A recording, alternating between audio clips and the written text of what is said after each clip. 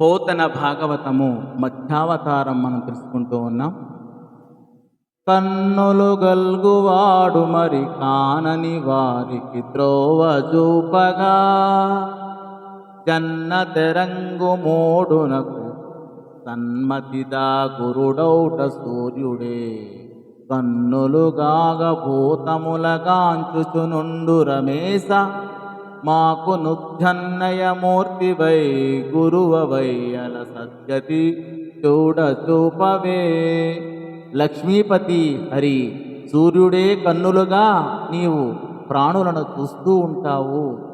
జ్ఞానము లేనివానికి, దుర్బుద్ధి కలవానికి నీవే తండ్రివి. కాబట్టి కన్నులు ఉన్నవాడు కన్నులు లేనివాడికి దారి చూపిన విధంగా మమ్ములను ఉద్ధరించు, గురుడువై మాకు దారి చూపించు అని ఈ పద్య భావము.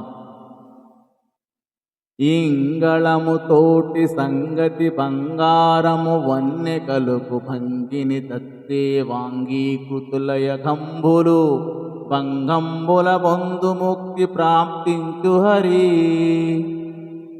ఇంగళము తోటి సంగతి బంగారము వన్నె గలుగు భంగిని తత్తే వాంగీకృతులయ కంబులు భంగంబుల బొందు ముక్తి ప్రాప్తించు హరి. హరి విష్ణుమూర్తి బంగారం అగ్నితో చేరడం వలన మేలైన మెరుగు పొందుతుంది.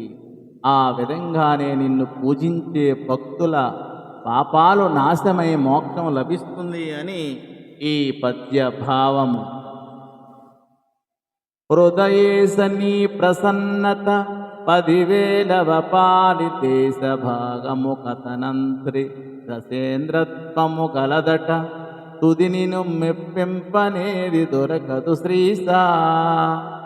హృదయేశని ప్రసన్నత 10,000 పాలిలేశ భాగము కథనం త్రిదసేంద్రత్వము కలదట, తుది నిను మెప్పింపనేది దొరకదు శ్రీసా.